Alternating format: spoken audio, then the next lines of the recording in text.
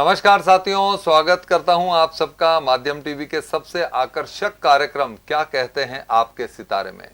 आज ज्योतिषाचार्य पंडित तपेश अवस्थी एक बार फिर से हमारे स्टूडियो में हमारे साथ मौजूद हैं। पंडित जी, स्वागत है आपका।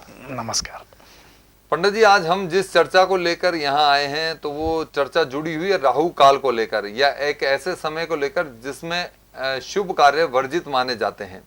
तो ऐसा क्या होता है राहु काल में कि राहु काल में शुभ कार्य नहीं किए जाने चाहिए? जी बताइए हमारे दर्शक।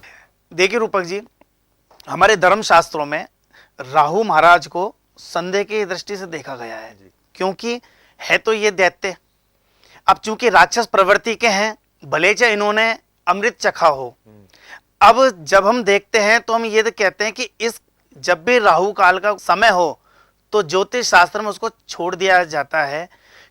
और क्यों छोड़ते हैं? क्योंकि राहु को सर्प का मुख माना गया है, और सर्प के मुख में क्या होता है? विष होता है। बिल्कुल।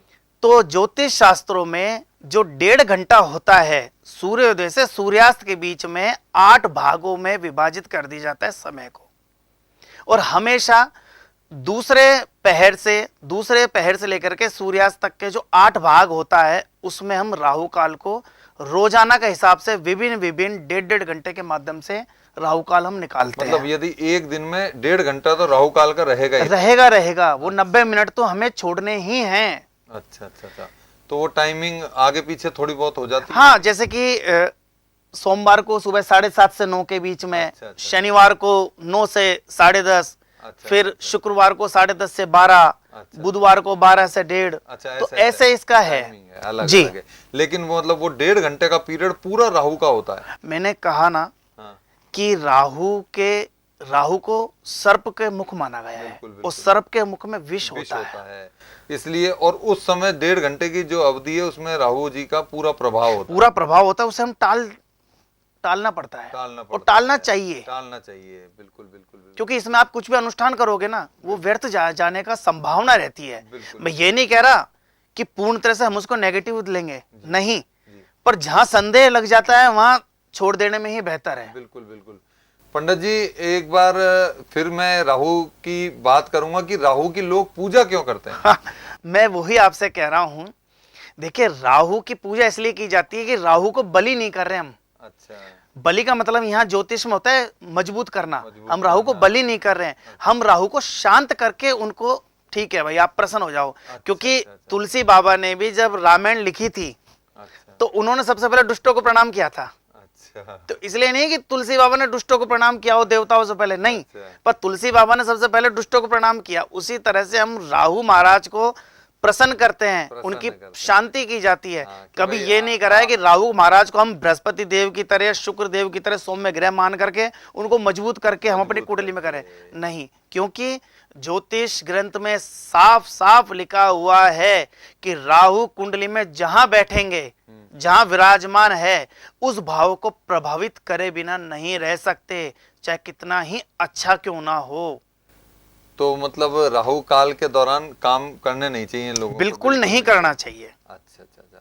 तो दूसरा मेरा जो सबसे प्रमुख और अहम प्रश्न है वो ये है कि बहुत सारे कार्य ऐसे हैं जो लोग बहुत बेहतरीन तरीके से करते हैं, पूरे विधि विधान से करते हैं। मैं शादी विवाह की बात करूं तो राहु काल में नहीं होती, वो रात के समय होती है। मसलन विधि विधान और पूरे मंत्रोच्चार से विवाह होते हैं, लेकिन कुछ दिन बाद ही पंडित जी आप देखते हैं कि दाम्पत्य जीवन जो है वो कोर्ट या थाने में नजर आता है। रूपक जी, क्या कहेंगे आप? रूपक जी, आपने बहुत अच्छा सवाल लिया है, और ये सवाल मेरे मन में नहीं, आपके मन में नहीं, दर्शकों के मन में जरूर आता होगा। बिल्कुल। और ये सवाल इतना महत्वपूर्ण है। आप ये देखिए, सबसे पहली बात तो मैं कहूंगा, मुहूर्त से होता है। पंडित जी से अपन मुहूर्त निकालवा लेते हैं, पुरोहित जी से, पुरोहित जी मुहूर्त निकाल के देते हैं। बिल्कुल। अब स्थिति कहां गड़बड़ाती है? एक तो हम जब तोरण मारते हैं तो वहां पर शांति से कुछ कार्य नहीं होते। दूसरी बात, पंडित जी बैठे रहते हैं, फेरों के लिए बुलाते रहते हैं, और हम क्या करते हैं? फोटो खिंचवाते रहते हैं। बिल्कुल। नाच गाने में लगे रहते हैं। बिल्कुल सही। तो जो मुहूर्त का जो समय होता है वो आगे पीछे हो जाता है। अब दूसरा भाग, मतलब मुहूर्त में ना होकर विवाह किसी और में होता है। अब क्या होता है? हम बात बात में पंडित जी को टोकते हैं। बिल्कुल उस समय फेरों के समय हंसी मजाक बहुत होने लग गई है। बिल्कुल बिल्कुल सही। फिर जब फेरे हम जब लेते हैं तो फोटोग्राफर, मैं माफी चाहूंगा पर यह हकीकत है, ऐसा मैं काफी जगह देखता हूं, फोटोग्राफर कहते हैं पंडित जी रुको, एक बार थोड़ा पीछे लो, एक बार आगे लो। तो देखो ये चीजें नहीं होनी चाहिए। सही बात है। देखो यदि हम जीवन भर किसी का बंधन है, सही बात है। और वो भी आप अग्नि देवता के आगे, साक्षात वो भी देवता है। बिल्कुल ठीक बात है, ठीक बात है। इतनी रोक टोक, मतलब मैं कह रहा हूँ जितने पूरे विवाह में रोक टोक नहीं होती उतने उस फेरों के समय में रोक टोक हो जाती है। सही बात है। और फिर हम क्या दोष किसको देते हैं? मुहूर्त निकालने वाले पंडित जी को या फेरे पटकने वाले पंडित जी को। बिल्कुल बिल्कुल ये चीज नहीं होनी चाहिए। ये वास्तव में बिल्कुल सही है। क्योंकि भगवत गीता में भगवान श्री कृष्ण अर्जुन को एक सीधा और साफ संदेश दे रहे हैं पूरी मानव जाति के लिए कि कर्म किए जा, फल की इच्छा मत कर। पर इंसान इस तरह से हो गया है कि गृह गोचर तो मंत्रोच्चार के आधार पर सब कुछ ठीक नहीं करवा पाता है, वो कर्म भी गलत कर रहे हैं। बिल्कुल, अब एक बात ये बताइए, जब कुल्हाड़े से कपड़े धोओगे तो गृह गोचर कहाँ तक मदद करेंगे? बिल्कुल कपड़े उसका फटेंगे, फटना फटेंगे। नियति हो चुकी है, बिल्कुल तय है। बिल्कुल तय है, चाहे कितने भी अच्छे ग्रह हो, कितने अच्छे से हो फिर बिल्कुल उस ठीक समय। बात है। लेकिन अब कुल्हाड़ी से जब आप कपड़े धोगे तो डेफिनेटली कपड़े फटेंगे ही फटेंगे, तय तय है। है, कितने भी अच्छे ग्रह हों। लेकिन आपने ये बहुत बड़ी बात कही है कि वास्तव में हम लोग अपनी संस्कृति और अपने सभ्यता को भूल कर अपनी मनमानी कर रहे हैं, उसका अंजाम है। तो पंडित जी अंत में दर्शकों को क्या कहना चाहेंगे, आप ये बताइए। मैं यही कहूंगा कि शुभ कार्य जो भी करे काल समय अवधि को निर्धारित करते हुए करे, राहु काल को बिल्कुल छोड़े। अमृत का चौगड़िया, शुभ का चौगड़िया, लाभ का चौगड़िया, इन 3 चौगड़ियों में कार्य करे।